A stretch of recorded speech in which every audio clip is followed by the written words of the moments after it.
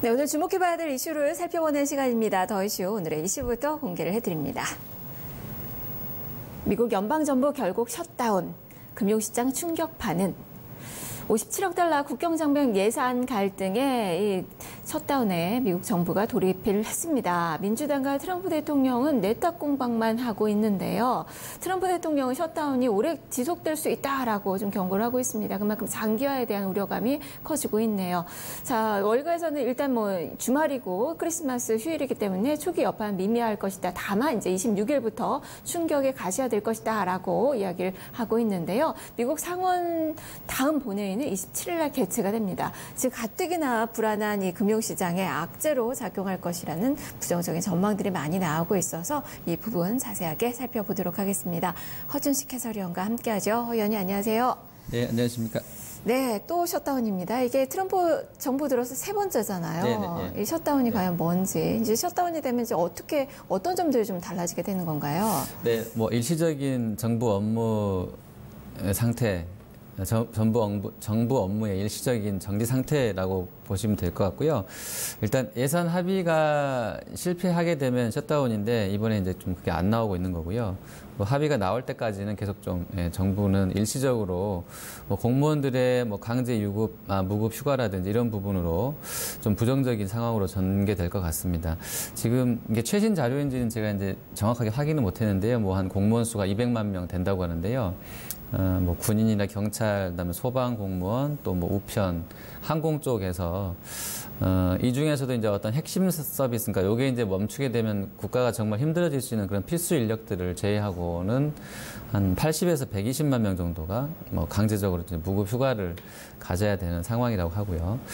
미국 예산안은 이제 대통령이 거부권을 행사할 수 있다고 합니다. 그래서 이제 이번 사례가 이제 그런 경우일 텐데, 그러니까 상하원에서 모두 통과가 되더라도 대통령이 거부하면 예산 거부를 하게 되면 셧다운이 되게 되는 상황이라고 보시면 되겠고요. 지금 공화당은 트럼프 대통령이 요구했던 그 장벽 건설 예산 57억 달러가 반영된 예산을 지난 20일 밤에 하원에서는 통과가 됐습니다.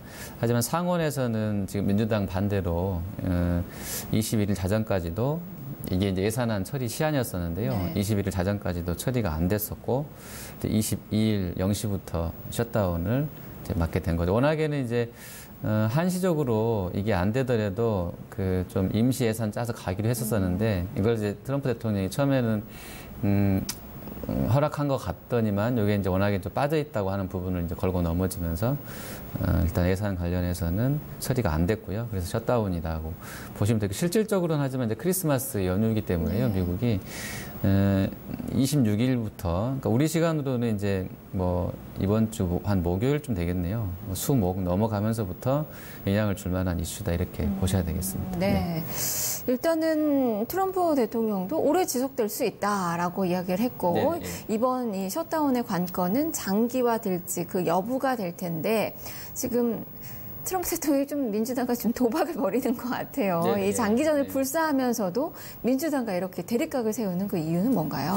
네, 지금 좀 제일 합리적인 판단이라고 하면 전체로는 이제 미국 우선주의일 것 같고요. 그리고 이제 트럼프 노믹스에 대한 힘을 좀 실어서 본인이 이제 2020년에 다시 한번 연임을 하게 되고 할 수 있게 된 어떤 판을 계속 짜고 있는 것 같고요. 그리고 중간 선거가 지난달 11월 6일 날 있었잖아요. 근데 그때 이후에 이제 흐름들을 보면 민주당이 일단 하원 가져간 걸로 나왔는데 실제로는 지금 이번 회기까지는 다 공화당이 상하원을 다 장악하고 있는 상황이거든요.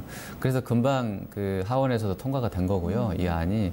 그래서 이제 시기적으로 내년 1월 3일이 미국의 차기 의회가 시작되는 날이고 그러면 이제 중간 선거 결과가 그대로 이제 반영이 돼서 하원은 민주당이 장악을 하게 되는 거고 내년 1월 3일부터는 그러니까 민주당 다석인 상황이 되는 거고요.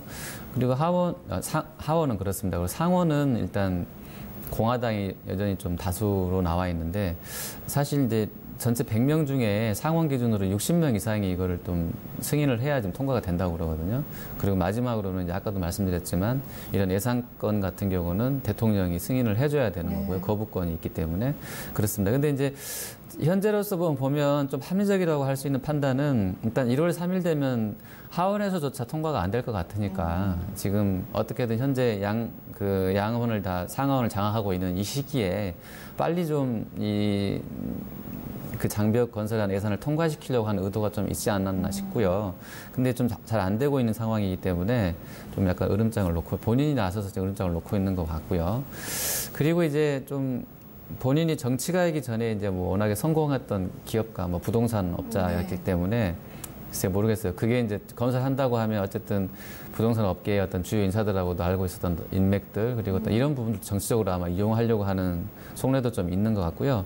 그리고 이제 사실 이게 이제 근본적인 이유가 될 수 있을 것 같은데 지금 현재 표면적으로 드러나고 있는 실제로 본인이 그 멕시코 장벽 건설하는 것 관련해 저도 이제 이미지를 뭐 2가지 정도를 좀 방송에서 비교도 해드리고 그랬었는데 말 그대로 그냥 어떤 울타리 정도의 얕은 수준의 경계물 설치보다는 좀 튼튼하고 아주 높은 장벽이 좋다고 판단해서 그러니까 완전히 막아버리는 수준으로 장벽을 튼튼하게 그냥 쌓는 게 좋다고 생각할 수도 있을 것 같고요. 실질적으로 생각이 이런 정치적인 이슈 떠나서 그리고 트위터 계정에서도 보면 지금 뭐 마약이라든지 뭐 갱 문제라든지 그다음에 뭐 인신매매 그다음에 좀 그러니까 아직도 좀 악성 범죄를 같은 경우에 그런 범죄자들이 미국 국경을 넘어서 들어오는 것을 막는 유일한 방법이 장벽이나 방벽뿐이다라고 말한 거 보면 실제로 이렇게 생각하고 있을 수도 있어요. 네. 근데 이게 정치적인 어떤 쇼 아니고 그냥 미국인들도 국경 장벽을 좀 지지하는 걸로 나오더라고요. 여론조사 결과 그래서 이제 보면. 아예 그냥 다 막아버리는 것을 원하고 있는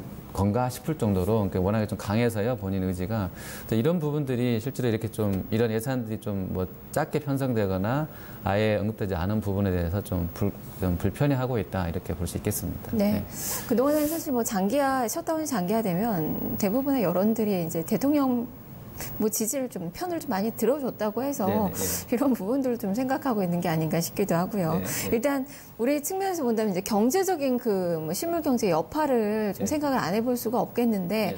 이게 이제 장기화 된다면 어떻게 좀 영향을 미치? 과거 사례를 들여서 본다면 어떻게 볼 수 있을까요? 네, 그 미국 그러니까 경기니까 증시에 영향을 많이 줄 건데요. 경기 상황이니까 이런 부분들은 전체적으로 보면 76년 이래로 그러니까 이번 건까지 하면 20차례 정도 셧다운이거든요. 네. 근데 이제 미국 증시 보시면 계속 우상향이잖아요. 그러니까 경기도 뭐 중간중간에 흔들림이 있었습니다. 여전히 뭐 나쁘지 않은 상황인 것 같고요.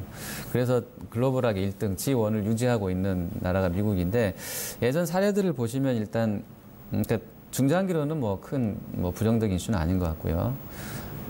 빌 클린턴 행정부 시절 당시에 이제 복지 예산이 삭감이 됐던 그 예산을 그 클린턴 대통령이 이제 거부하게 되면서 95년도 말부터 21일간 셧다운이 이게 이제 가장 역사적으로 보면 가장 긴 기간이었다고 하네요. 지속이 됐는데 또 그때도 보면 주가가 뭐 한 5% 정도 급락했던 사례도 있다고 합니다. 그 당시에는 좀 경기에 대한 우려가 컸던 것 같고요. 그리고 오바마 행정부 넘어오면서는 이제 오바마 케어 관련해서 역시 이것 예산 삭감을 두고 또 민주공화당이 대립하다가 2013년 10월부터 그해 10월 16일까지 이때는 한 보름 정도 셧다운이 발생을 했었고요. 그리고 이제 트럼프 정부 들어서는 이제 올해 2월 도 있었었고요. 그리고 1월 달에도 있었었고요. 요번 달까지, 그러니까 12월까지 하면 이제 1월, 2월, 12월에서 3번 정도입니다.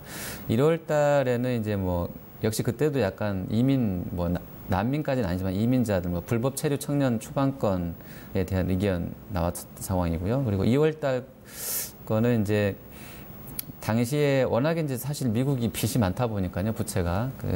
2018, 2019 회계연도에 세출 한도를 3천억 달러 좀 인상시키자. 나라에서 돈을 써야 될 일들이 많으니까. 근데 장기 예산안에 합의는 했는데, 갑자기 이제 공화당 소속의 랜드폴 상원의원이 재정수지 적자 확대를 반대하는 연설로 표결을 방해를 했고요. 그래서 두 번째 셧다운이 나왔습니다. 근데 이날에는 이제 2월 달에는 그 셧다운이 반나절 만에 종료됐던 사례도 있고요. 그리고 이제 이런 부분들에 대해서 보면 이제 무디스 같은 신용평가사는 2013년도 당시에 GDP가 이런 이슈로 인해서 한 21조 원 정도, 200억 달러 정도 줄었을 것 같다라고 추산을 했던 적이 있고요. 그래서 4분기 성장률이 그해 이런 셧다운 이슈 0.5%포인트 잠식된 것을 추산을 하기도 했었고요. 그리고 미국 의회조사국 CRS 같은 경우는 뭐 셧다운 나오면 2014년도 보고서인데요. 셧다운 나오면 매 주마다 한 GDP를 0.1%포인트 깎아먹는 것으로 보기도 했었고요. 그리고 트럼프 대통령 경제자문위원회는 공무원들이 쉬게 되면 셧다운으로 공무원들이 아까 이제 강제로 휴가를 가게 되면 GDP가 매 주마다 한 0.2%포인트 떨어질 수 있겠다라고 전망을 했습니다.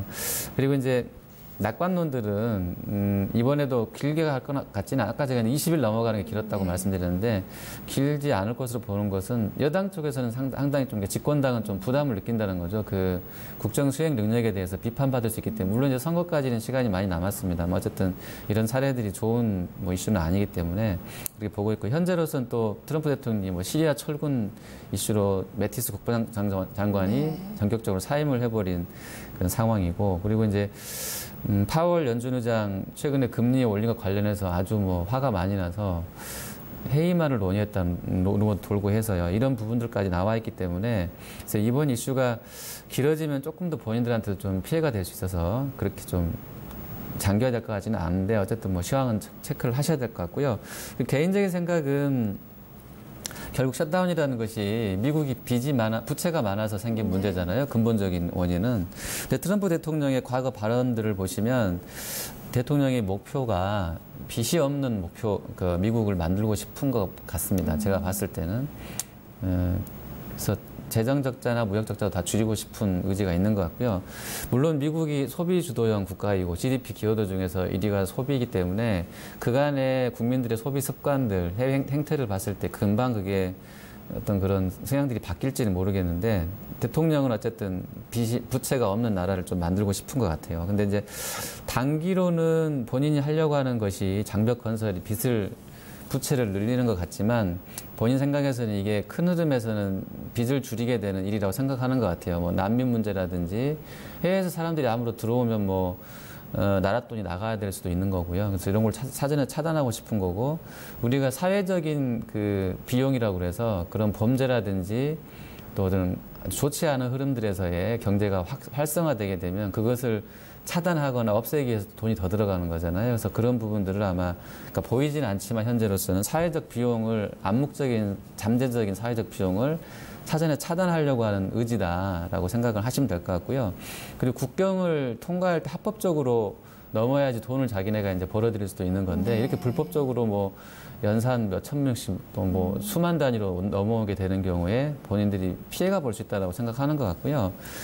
그렇습니다. 그리고 이제 그린스펀 전 의장은 이 미국 부채 문제에 대해서 연방 정부가 감세를 통한 경기 부양에 성공을 못하면 지금 이거 하려고 지금 노력하고 있는데 21조 7천억 달러에 이른 누적 부채를 감당하기 어렵다라고 전망도 하고 있어서요.